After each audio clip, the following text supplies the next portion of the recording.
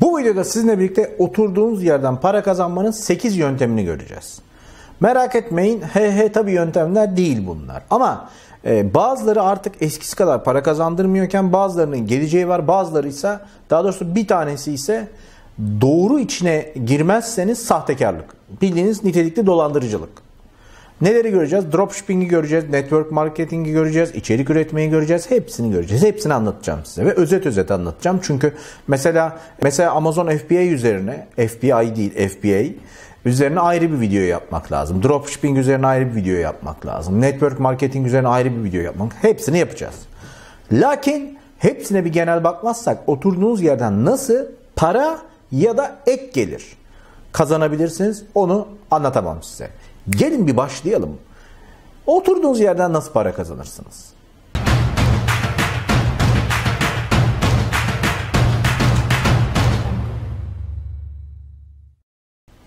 Hoş geldiniz. Bir kere gelir kavramını doğru anlamanız lazım. Pasif gelir nedir?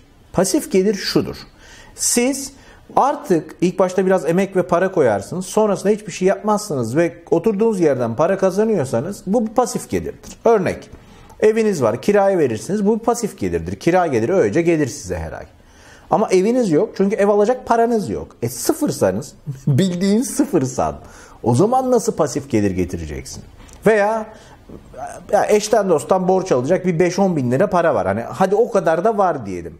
İkisini de anlatayım ama hiç pasif gelir olarak size şeyi anlatmayacağım. İşte taksi plakası alın, ne bileyim yat kiralayın. Böyle videolar var çünkü saçma sapan videolar var YouTube üzerinde. Adam diyor ki işte villanızı kiralayın. Ha, villa mı var ki kira? Villa olsa satar zaten yerim parayı. Pasif gelirde size anlatacağım 8 yöntemden önce şunu anlamanız lazım. Kazanacağınız para, mesela dropshipping'e gireceksiniz. Kazanacağınız para ana parayı bitirmemeli. Riskiniz çok büyük olmamalı. Neyse çok ana konuşmayı bırakayım, genel konuşmayı tek tek bakalım. Bir nolu yöntem. Telif hakkı ve dijital içerik üretmek. Şimdi telif hakkı ve dijital içerik üretmeyi çok alt bölümlere ayırabiliriz. Mesela stok fotoğrafçılığı ve stok video üretmek dünya çapında büyük bir iş. Yıllardır büyük bir iş. Son 30-40 yıldır büyük bir iş. Türkiye'de yeni bundan para kazananlar, iyi para kazananlar var. YouTube gibi ortamlarda, Instagram'da falan, TikTok'ta çok işe yaramaz da YouTube gibi ortamlarda biz kaliteli görüntü bulmak istiyoruz. Bunlara B-roll görüntü denir. B-roll sen konuşurken üstüne eklenen görüntülerdir. Mesela işte Salda Gölü ile ilgili konuşuyorsam Salda Gölü'nün telif hakkı yemeyeceğim içeriklerini bulmak çok zor. Çünkü YouTube'da birileri gidip Salda Gölü'nü gezmiş olabilir.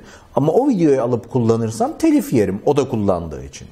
Dolayısıyla başkasının hakkını yememek, çalıp çırpmamak için gidip bir yerden satın almam gerekiyor. Ben gidip içerik satın alıyorum. Yurt dışında çeşitli stok video yerleri var. Bunlar muazzam pahalı. Türkiye'de maalesef bunu hakkıyla yapan çok fazla yer yok. Sizler eğer bu birinci müşteriniz benim. Bu anlattıklarımda birinci müşteriniz benim. Video içerik konusu. Mesela diyelim ki 2. Dünya Savaşı'ndaki teknolojide harika araştırdın. Metin de hazırlayabilirsin. Metin yazarlığı. Şu anda çok YouTube kanallarının bayıldığı bir şey bu. Benim tanıdığım 12-13 tane büyük YouTube kanalı bu metin yazarlarını, hatta 2'şer-3'er tane istihdam eden var. YouTube'a, çeşitli sosyal medya ortamlarına metin yazmak, kafanıza araştırıp kullanmak, yurt dışındaki bazı kaynakları çevirip yarı orijinal içerikler üretmek, fotoğraf ve videolar çekmek inanılmaz derecede para kazandırabiliyor. Bu pasif gelirdir. Sen gidersin, gezersin, diyelim ki Trabzon'u, Uzunyayla'yı falan veya orada yaşıyorsundur. Oradan çektiğin videoyu bir YouTube kanalına satabilirsin. Sıkıntı, platformu bilmiyorsunuz ki. Reklam yapmayacağım ama stok video ve fotoğraf satış platformları var. Bazı akıllılar YouTube üzerine bunları yüklüyor ve diyor ki telif hakkını almak istiyorsanız gelin bizden alın. Mesela Atatürk videolarına bu şekilde ulaşıyorum. Dolayısıyla eğer ki elinizde stok video çekebileceğiniz enfes ortamlar varsa veya direkt YouTube kanalımıza video çekmek istiyorsanız görüşelim, bize satın. Ben satın almaya hazırım. Bu bir iş alanıdır. En zorlarından bir tanesi budur çünkü gezmeniz ve ilginç fikirler oluşturmanız lazım. Eğer ders üretirsen matematik, fizik, İngilizce bilmem ne üzerine ve bunu YouTube'a reklam karşılığı koyarsan, YouTube'a katıl butonu karşılığı koyarsan ya da Udemy gibi platformlara koyarsan ve satarsan işte bu pasif gelirdir. Başında bir ay trigonometriyi anlatırsın, çalışırsın PowerPoint'te. Bu bir eziyettir. Sonra yatarak paranı kazanırsın. Pasif gelirde mesele ne kadarının sana yeteceğini. İşi büyütelim. İkinci sistem freelance, yani serbest çalışma.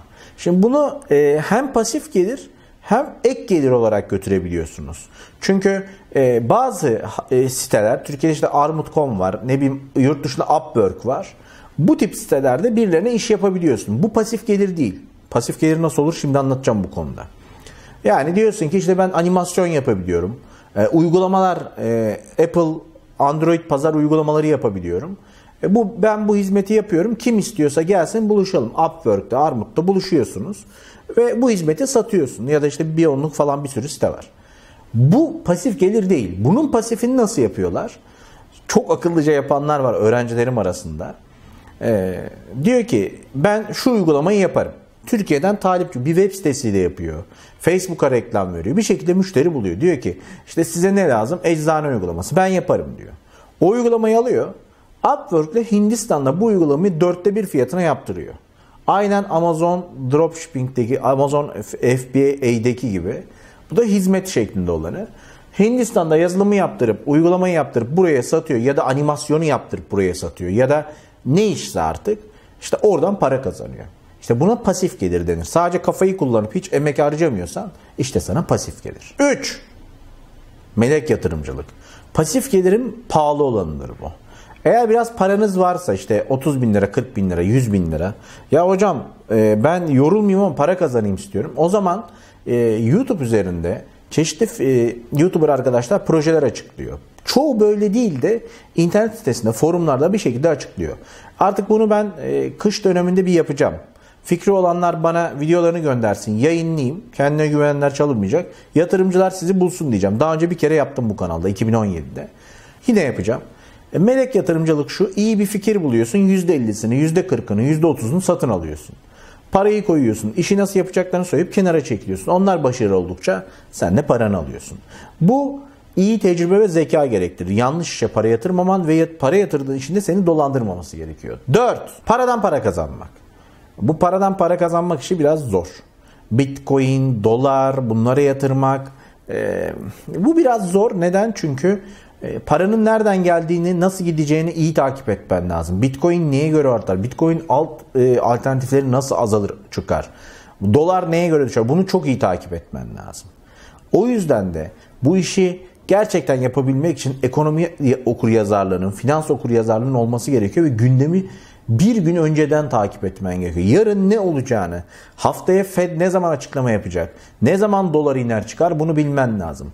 Paradan para kazanmanın bu kısmı pasif gibi gözükür. Ya aldım Bitcoin'i attım kenara diyemezsin. Kafanı aktif çalıştırman lazım. Ama güzel tarafı, bir yerde çalışırken ya da öğrenciyken bile bundan para kazanan vardır. Çok uzun tutmayacağım. Devam. 5. Ev kiralamak. Ama Airbnb'den kendi evini kiralamak değil.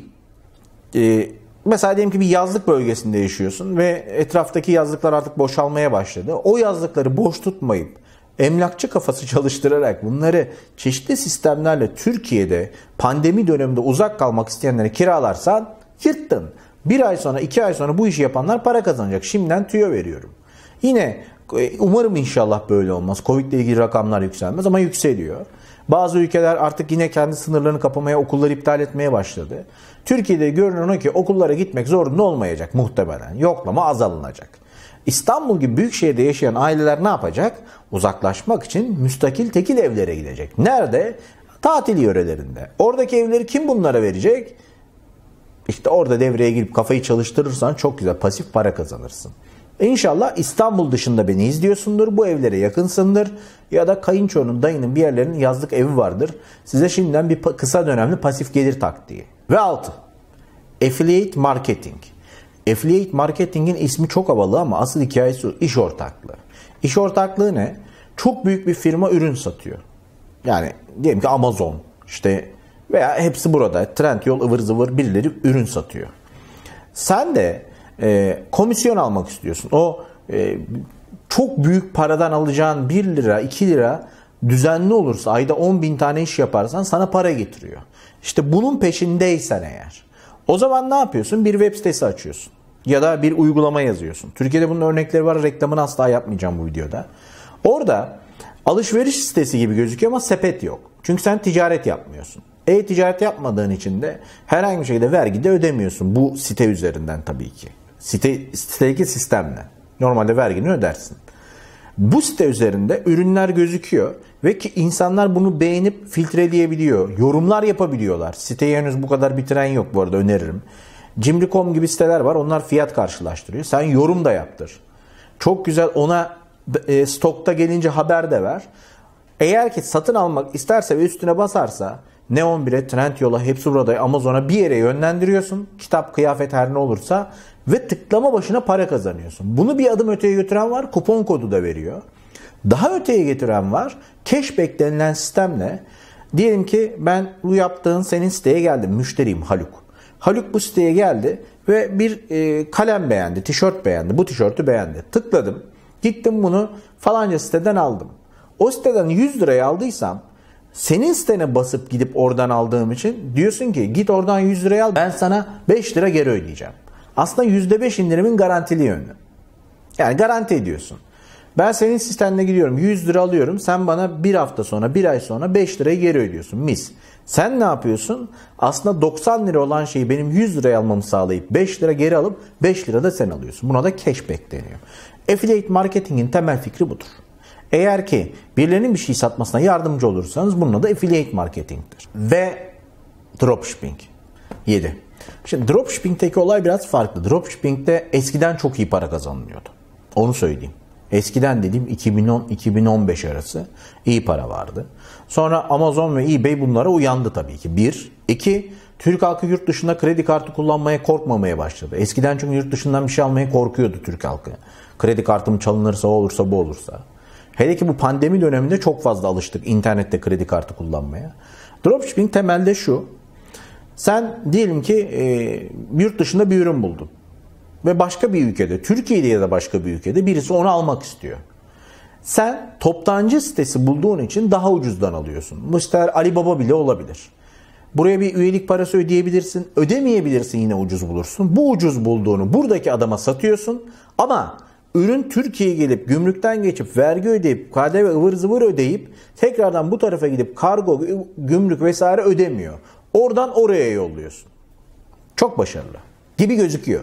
Çünkü normalde 30 doları buldum, 40 dolara da ona sattım. Çok karlı. Yaptığın aslında temel olarak mantığını anlatayım. Dropshipping üzerine ayrı bir video çekeceğim. Diyelim ki Amazon'da bir şey açıyorsun. Satış sitesi. Türkiye'de bunu hepsi burada, şurada burada bolca görürsünüz. Elinde o ürün yok. Stoğu da yok. Sen o ürün varmış gibi orayı listeledin.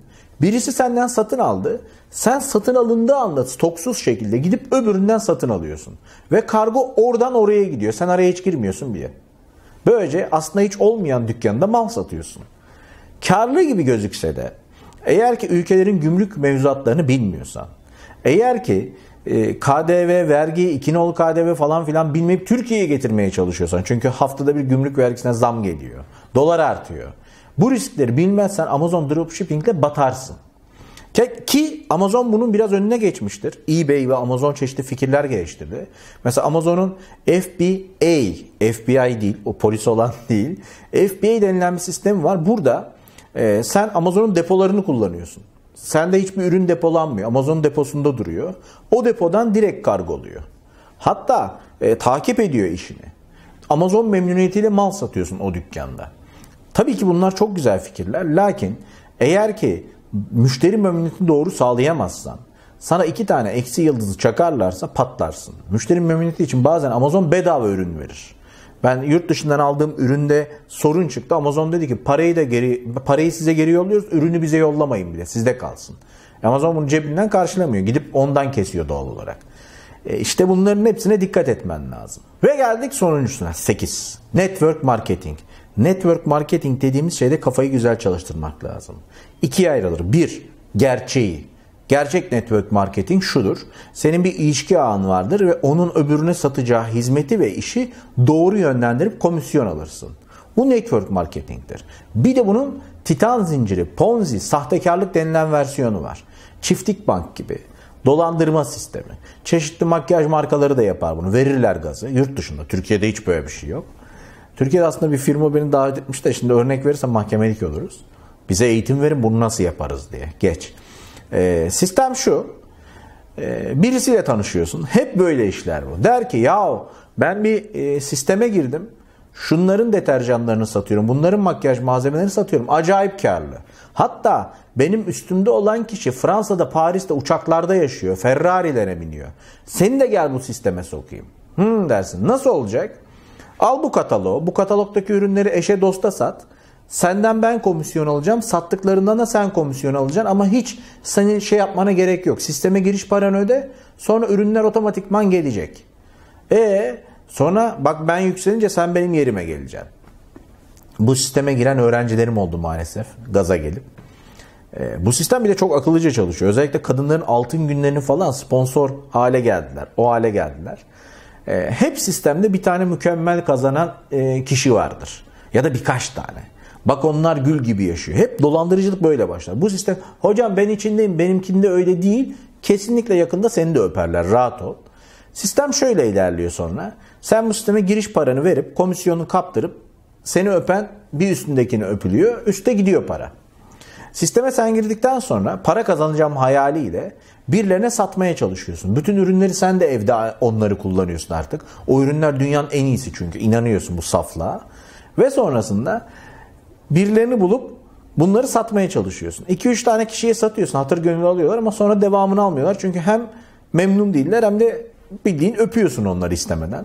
Bir süre sonra sistemden paranı çıkarmanın çok kolay olmadığını görüp sen de birilerini abone etmeye çalışıyorsun. Onları sokasın ki sen de onlar çalışınca bedava kazanasın. O da biraz zorlaşıyor. Bir süre sonra sisteme inancın kalmıyor ve öpüldüğünü anlıyorsun. O zaman bu sistemi kötüleyip yeni bir sistemin kurbanı oluyorsun. Bildiğiniz dolandırıcılıktır. Network marketingi böyle bir şey sanıyorsanız hiç boşuna, belki dünyada bir iki tane düzgün yapan yer vardır ama bu sistem hiçbir şekilde o piramit sistemi 6. 7. kademeden sonra kar edebilecek bir sistem değil. Matematikle ispatlanmış.